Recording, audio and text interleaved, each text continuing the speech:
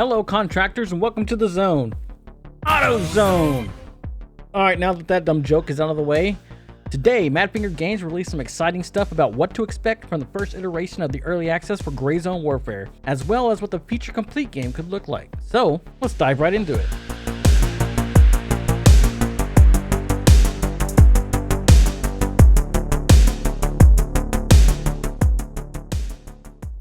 There will be 3 distinct PMC factions with a maximum number of 16 players per faction, supporting up to 48 players in total. This is going to be based on their per persistent server. So if you're unaware, GrayZone Warfare is going to use a persistent server, and every time you enter or exit Lemang, you're still going to be on the same server. So what this is saying is that per server, 48 players, 16 for each of the 3 factions. And maybe we'll have a lore video on those shortly. Next up, the 42 square kilometers open world of Lemang, showcasing an unprecedented presentation of the jungle.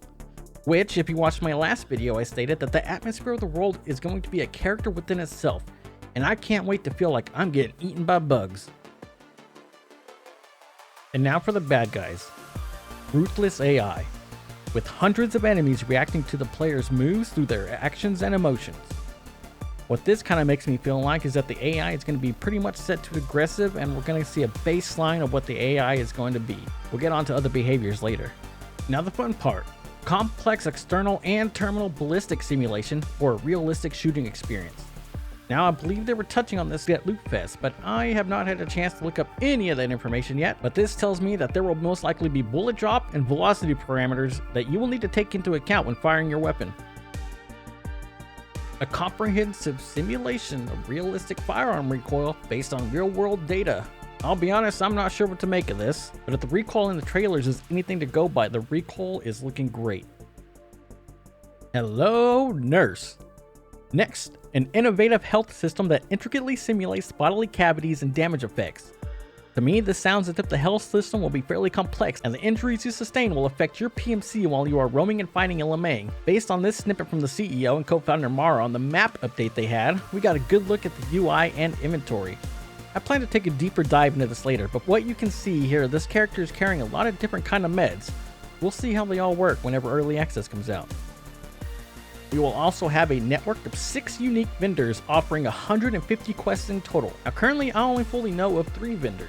Anton Jackson, who runs the main ops, Huang, who is a local, and Miller, who I believe does the American arms. And again, I should probably do a lore video later on explaining these guys. Next, we have the tools of the trade. 8 highly customizable weapons with over 400 interchangeable parts. Now you might be thinking that 8 isn't a lot of weapons to use, but remember, this is early access. And not to mention, if you watched my last video where I compared GrayZone Warfare to Sea of Thieves, that game has only had 4 weapons for years, and I've still been playing it for years also. I wouldn't worry too much about the lack of variety of weapons for now. I might speculate at a later time on what weapons we've seen in the trailers and see if we can make some educated guesses on what might be coming. Next up, we have a diverse array of over 80 equipable gear items for tactical advantage. This tells me that there's going to be a pretty big variety of armor to try out, like different rigs and helmets.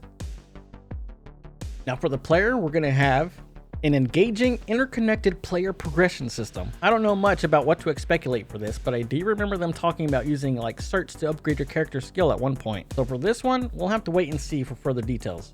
Oh man, this is my jam right here. Detailed character creation and extensive apparel customization options. This is my most exciting part. Drip is the end game, baby. I can't wait to leave my real world into my game world and make myself look and feel cool. This is where we get the gang back together. Formidable squads, allowing for up to 4 members for coordinated gameplay. This we knew for a while, and actually now that I see this, I wonder if they meant to say formable squads. So remember they said 16 players per faction can be on a server. I wonder if we'll be able to change who is in your squad from your faction when you might be at the FOB. Interesting. And next, for my greatest fear, integrated social features, including friends, VoIP, and Messenger for enhanced player interactions. I'm pretty antisocial, so this scares me, but hopefully it works well. So to me, this tells me we will easily be able to meet and greet with our friends and get going. This is usually a tough spot for most games when they first go into early access, so we'll see how they handle it.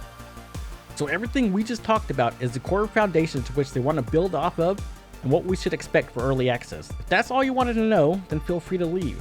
but I would love if you continued on and listened to what they plan to have for the full release. If you're checking out here and enjoyed what you have heard so far, please don't forget to give a like and a sub if you haven't already. Being a smaller content creator, that goes so far to getting the video out and helping a little schmuck like me. Oh, one more thing. There will be a devlog release on Thursday, February 29th that I will try to hop on as soon as I can and give you a rundown on what it's all about. The other exciting thing is that a raw gameplay will be released soon after. I don't know if this means within a week or within an hour of the devlog. All I know is it will be after devlog 3 at some point in time. There, I think we'll be able to take a deeper dive into the UI and the nitty-gritty on how things will work. You still here? All right. Well, if you're still here, let's hop right back into it. How will the full version differ from the EA version? So we will have a complete map featuring all locations and diverse biomes. This kind of tells me there will be some locked away or hidden zones and biomes that we won't have access to in the early access version of the map. This could be in-game portions where the difficulty is super ramped up and almost turns into a completely different game. My first thoughts are like the dark zones from The Division. Next up, we have the hazardous ground zero area with in-game enemies and new storylines. Well, shit. Okay, well, I guess I already said what I wanted to say about that, didn't I? Next. Back to AI behavior. See, I told you we'd get to it. Different types of AI behavior based on the enemy type, the situation, time, or weather condition. This refers back to the early access AI that we'll be getting. It seems to me that we'll only have about one baseline difficulty where the AI doesn't have as much diverse behavior as it will closer to the full release that we get. Don't forget, Mara the CEO is an AI developer on the game. He's not sitting back sipping on a Mai Tai. Well, he might be, but he is actively helping the development of the game. Continuing on with AI, faction-based AI with its own agenda involving quests, patrolling, scavenging, and attacking others. This sounds like it will increase the intensity and the atmosphere of walking around in the main. Can you imagine walking across two factions fighting, or knowing you might have an objective in the middle of that fight? Advanced quest system encompassing both main and side storylines. Now, I love playing RPGs, and boy will I get stuck on those side storylines, so I can't wait to see how they incorporate those into the main story and see how the progression of our character continues. Game-changing, captivating, seasonal events. This sounds like we'll have a seasonal specific weather, like snow everywhere maybe? Or an event itself could be going on to find Santa Claus who's been kidnapped, or find the presents from the goodies stolen from the village nearby. It could be wild. Maybe even for Halloween, we could turn the game into a horror game. Who knows? Now, a part that I wasn't expecting, resource intensive and survival focused crafting. This is something I can't wait to see what this entails. Are we going to be able to make a splint if we break a leg and are out of real splints? Can we make a tourniquet made out of cloth from our enemies? This is one of the most mysterious, encapsulating ideas to have unfold. Continuing on with our atmosphere discussion earlier, dynamic weather changing the gameplay experience. Again, Sea of Thieves comes into play here with the comparison. The dynamic weather in Sea of Thieves can change a pretty easygoing battle or even travel, one that's pure chaos and adrenaline. The weather change will also change how you approach each objective that you have going forward. An accelerated day and night cycle. Again, choosing the right set of gear for taking on a night mission will definitely be different than what you take for the daytime. The accelerated part just means that it's not going to be real time 24 hours. It may be an hour per day. I don't know. I guess we'll have to find out. Customizable hooch player base quarters. I can't wait to build my own little hooch, and hopefully we can have pets one day. Please add pets. I'd pay $5 for that. Somebody's gonna be really mad that I said that. And for continuing our goodies, we're gonna have enhanced weapon customizations and fully customizable gear. Cool.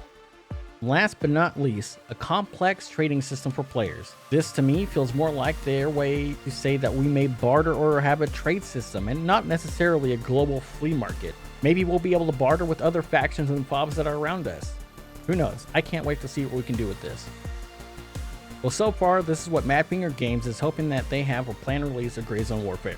All of this entices me to help this part of the development with suggestions and concerns that we may have going forward.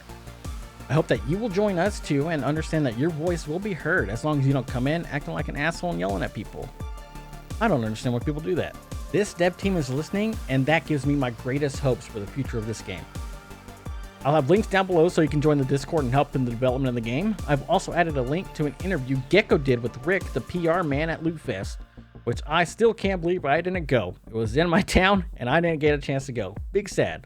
However, the interview is really, really good, and he deserves some love for that. It was really awesome. Now, if no one's told you, I want to say that you matter, and I hope you have a fantastic day. Next up, the 42 kilometers squared open world will domain, which is going to showcase an unprecedented presentation. Oh my god. Now you might be thinking oh shit, I'm in the wrong spot. Maybe we can be able to